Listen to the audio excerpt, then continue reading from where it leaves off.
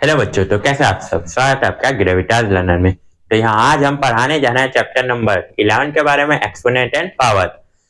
तो हम इस चैप्टर को चलिए फिर शुरू करते हैं। इस चैप्टर में हमें देखने को मिलेगा एक्सपोनेंट के बारे में, एक्सपोनेंट क्या होते हैं उसके बारे में पता चलेगा, पावर क्या होता है उसके बारे में पता चलेगा। तो चलिए फिर बिना देरी के स्टार्ट करते हैं। तो सबसे पहले जानते हैं एक्सपोनेंट। एक्सपोनेंट क्या होता है, जैसे हम मान लो 2 को 4 बार मल्टीप्लाई कर देते हैं, ठीक है। तो हम इन चारों को कैसे लिखते हैं, 2 की पावर 4, ठीक है। तो यहां पर हमारा ये जो 2 है ये क्या है, हमारा बेस है, ठीक है। और ये हमारा क्या है, एक्सपोनेंट, ठीक है। ये हमारा क्या है, एक्सपोनेंट। अब ये पावर क्या होता है, बेस और एक्सपोनेंट, ये तो पता चल गया आपको। लेकिन अब ये पावर क्या होता है, पावर बताता हूं। अब इस 2 को हम 4 टाइम मल्टीप्लाई कर ले, तो जैसे जैसे 2 2 जा 4, 4 2 जा 8, 8 2 जा 16, तो ये 16 हो गया। यानी इस पूरे को सॉल्व करने के बाद जो आंसर आता है हमारा 16, ये क्या होता है, इसका पावर कहलाता है, ठीक है। क्या कहलाता है, पावर कहलाता है। तो इसी को हम कहते हैं एक्सपोनेंट एंड पावर, ठीक है। समझ आ गया आपको। चलिए, अब इसमें हमें दिखाया गया है कि फॉर्मूले फॉर्मूले से जानने से पहले हम ये जानते हैं कि इसमें क्वेश्चन कैसे आएंगे। इसमें आएंगे आपको क्वेश्चन, मान लो 8 क्या है, एक नंबर है। अब इसे क्या करना है, प्राइम फैक्टराइजेशन मेथड से पावर में लाना है। 8 का छोटा बड़ा नंबर ले लेते हैं, जैसे 36 ले लेते हैं। अब इसे प्राइम फैक्टर करते हैं, ठीक है। तो 2 के टेबल से 18, फिर 2 के टेबल से क्या होगा 9, फिर 3 के टेबल से 3, फिर 3 के टेबल से 1, ठीक है। तो ये आया। तब 2 की पावर कितनी है, पहले कर लेते हैं, 3 मल्टीप्लाई 3, तो ये हो गया। अब इसे 2 की पावर कितनी है हमारे पास, 2 मल्टीप्लाई 3 की पावर कितनी है 2, तो ये हो गया आंसर, ठीक है। तो ऐसे हम पावर में ला देंगे। अगर ऐसे ही लिया जाए दूसरा क्वेश्चन, जैसे 72 लिया जाए, इसे भी कहेगा प्राइम फैक्टराइजेशन मेथड से इसे पावर में कन्वर्ट करने के लिए। तो इसे हम करेंगे ऐसे, प्राइम फैक्टर करेंगे 2 के टेबल से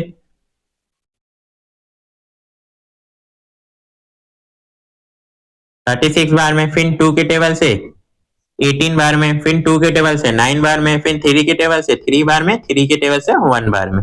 तो ये हो गया पूरा। अब इसमें ले लेते हैं 2 मल्टीप्लाई 2 मल्टीप्लाई 2 और 3 मल्टीप्लाई 3, तो 2 की पावर कितनी होगी 3 मल्टीप्लाई, और 3 की पावर कितनी होगी 2, तो ये हो जाएगा हमारा आंसर। तो ऐसे हम पावर में क्या करेंगे, कंप्लीट कर देंगे इसे, ठीक है। अब चलिए जानते हैं अब इसके फॉर्मूले के बारे में जो इनमें दिए हुए हैं हमें, और उन पे एक एक क्वेश्चन भी ले लेंगे जिससे आपको ज्यादा अच्छे से समझ आएगा।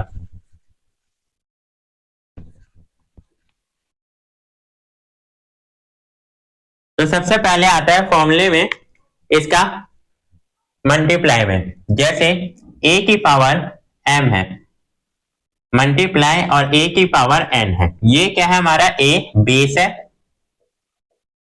और कोई भी इंटीजर हो सकता है, ठीक है, एनी इंटीजर, ठीक है। a हमारा क्या है, बेस है एक तो, और कोई भी इंटीजर हो सकता है, ठीक है। अब अगर a की पावर m है, मल्टीप्लाई में है, और a की पावर n है, दोनों क्या है, पावर दोनों अलग अलग है, तो a की पावर m प्लस n हो जाएगा, यानी पावर आपस में क्या होगी, प्लस हो जाएगी, ठीक है। चलिए क्वेश्चन लेते हैं, जैसे 5 की पावर मान लो 4 है, मल्टीप्लाई में 5 की पावर क्या है 6 है, तो हमारा क्या होगा 5 की पावर 4 प्लस में 6, यानी 5 की पावर क्या होगा 10 हो जाएगा। तो ये ऐसे होगा सॉल्व, ठीक है। अब इसे और सॉल्व करना चाहे तो और सॉल्व कर देंगे, 5 की पावर 10 बार मल्टीप्लाई कर देंगे 5 को, और ये सॉल्व हो जाएगा, ठीक है। चलिए आगे जानते हैं दूसरा, ये तो फर्स्ट लॉ है हमारा। सेकेंड लॉ जानते हैं, ये है हमारा डिवाइड में, ये तो मल्टीप्लाई में था, ये डिवाइड में है हमारा। जैसे a की पावर अगर m है और डिवाइड में है a की पावर n, तो क्या होगा a की पावर m में से माइनस हो जाएगा n। ठीक है, तो ऐसा होगा ये। ठीक है, चलिए क्वेश्चन लेते हैं इस पर भी एक। जैसे 8 की पावर 8 मान लो, ठीक है, डिवाइड कर लेते हैं, और 8 की पावर 2 मान लो, तो क्या होगा हमारा 8 की पावर में से, यानी 8 में से 2 माइनस हो जाएगा। तो 8 में से 2 माइनस हुआ तो 8 की पावर कितनी हो गई, 6 हो गई। तो ये आंसर हमारा हो जाएगा। ठीक है, ये फर्स्ट और सेकेंड लॉ था। अब थर्ड लॉ आते हैं।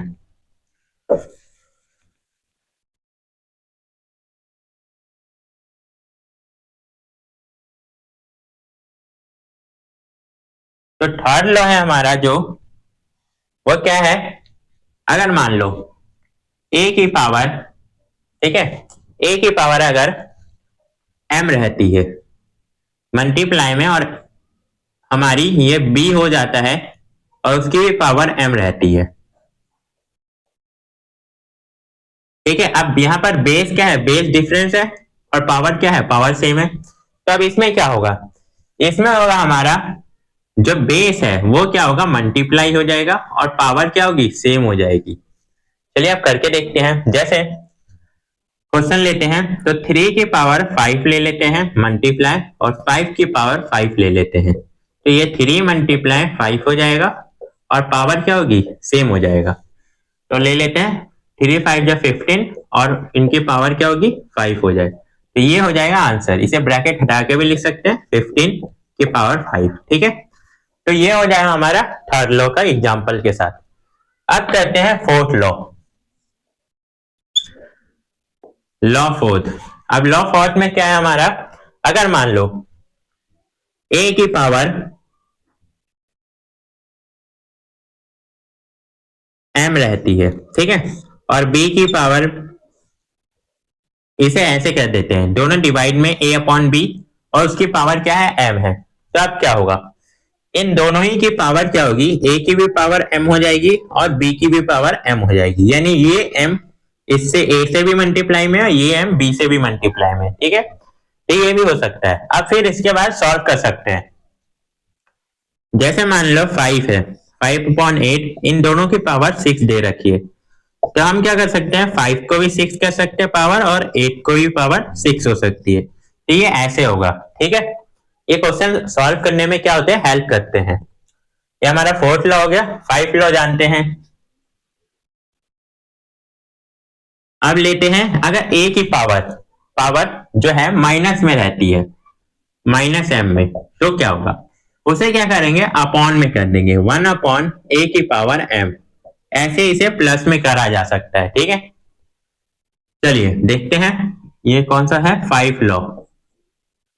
तो एग्जांपल देखते हैं क्वेश्चन लेके। जैसे 2 की पावर -8 है, तो इसे अपॉन में लेंगे, 1/2 की पावर 8, ये प्लस में हो जाएगा। ठीक है, अब इसे लेके सॉल्व कर सकते हैं, इसे मल्टीप्लाई कर लेंगे और सॉल्व कर लेंगे। ठीक है, तो ये हमारा लॉ 5 हो गया। लॉ 6 जानते हैं।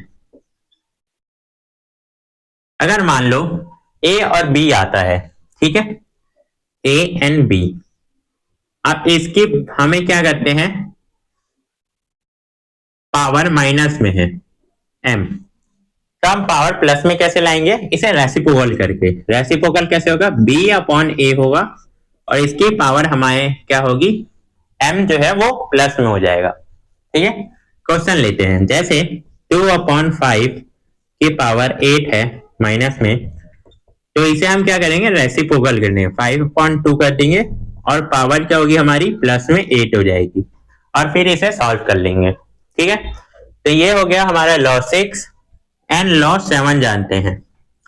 लॉ 7, अगर मान लो a की पावर 0 होती है, किसी की पावर अगर 0 हो जाए, तो उसका मतलब क्या होगा, 1 हो जाएगा। ठीक है, किसी की पावर अगर 0 हो जाती है तो उसका मतलब क्या होगा, 1 होगा।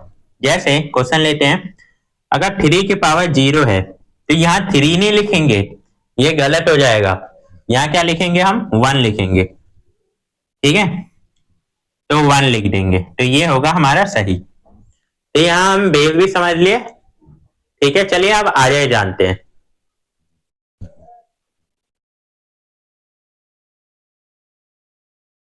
चलिए बच्चों, तो आप जानते हैं डेसिमल नंबर सिस्टम के बारे में। ठीक है, और स्टैंडर्ड फॉर्म के बारे में कि ये क्या होता है। ठीक है, चलिए सबसे पहले डेसिमल नंबर सिस्टम के बारे में जानते हैं। तो इसे जानने के पहले हम एक नंबर लिखते हैं। जैसे नंबर नेम तो पता ही होगा, 2 5 6 8 9 7 4। अब ये नंबर लिख लिया मैंने। अब इसे क्या करूंगा मैं, स्टैंडर्ड फॉर्म करूंगा। ठीक है, जैसे मल्टीप्लाई में करेंगे 2 मल्टीप्लाई कितने नंबर है उसके बाद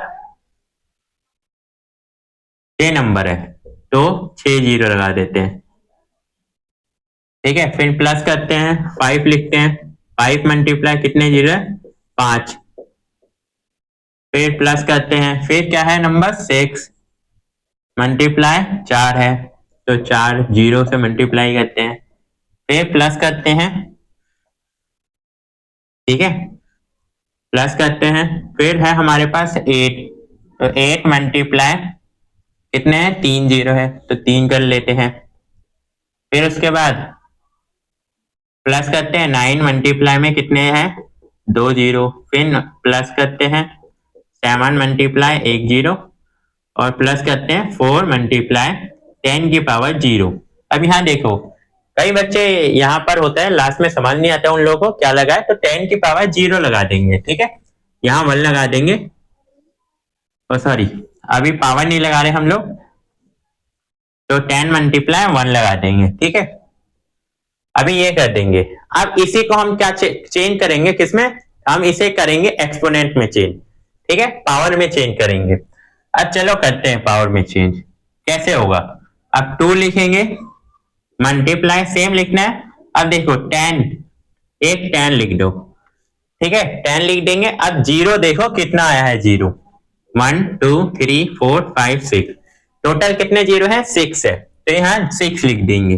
ठीक है, अब प्लस कर लो 5 लिख लो, फिर उसके बाद इसमें देखेंगे कितने जीरो है 10 की पावर 5 हो जाएगी, फिर प्लस कर लो 6 लिख लो।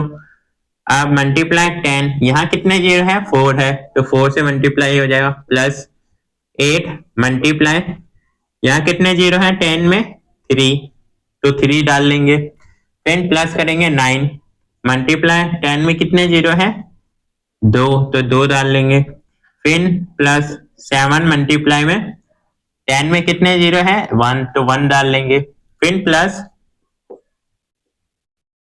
4 मल्टीप्लाई 10 की पावर 0, यहाँ 1 है तो 10 की पावर 0 का मतलब क्या होता है 1 होता है तो हम 1 डाल लेंगे। ठीक है, तो ये ऐसे हम कर लेंगे, ये पावर के फॉर्म में ये आएगा क्वेश्चन में। ठीक है, ये ऐसे सॉल्व करने के लिए आएगा।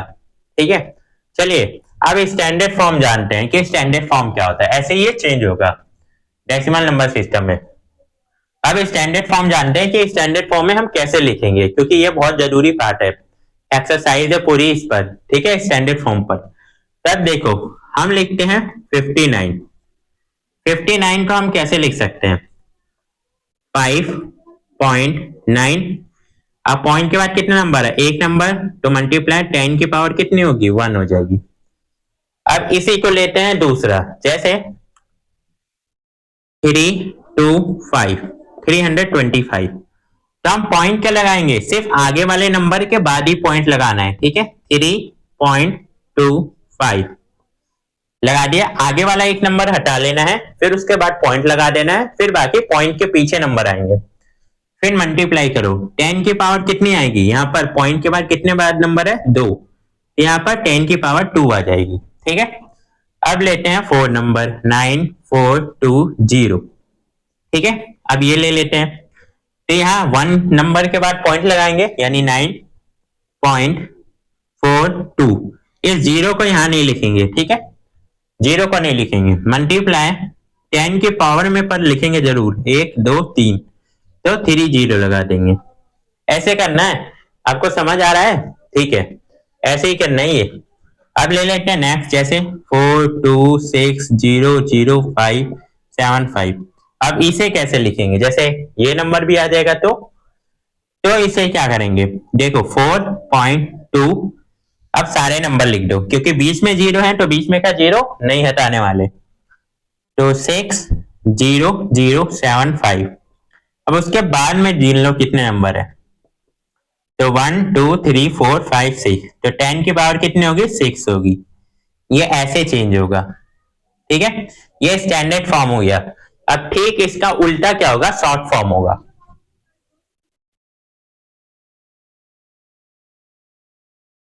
ये डेसिमल का स्टैंडर्ड फॉर्म है, ठीक है, डेसिमल का स्टैंडर्ड फॉर्म है। ठीक इसका उल्टा क्या होगा, शॉर्ट फॉर्म होगा। जैसे मान लो आपको आएगा 25397, यहाँ पॉइंट लगा देंगे और मल्टीप्लाई कर देंगे 10⁻7।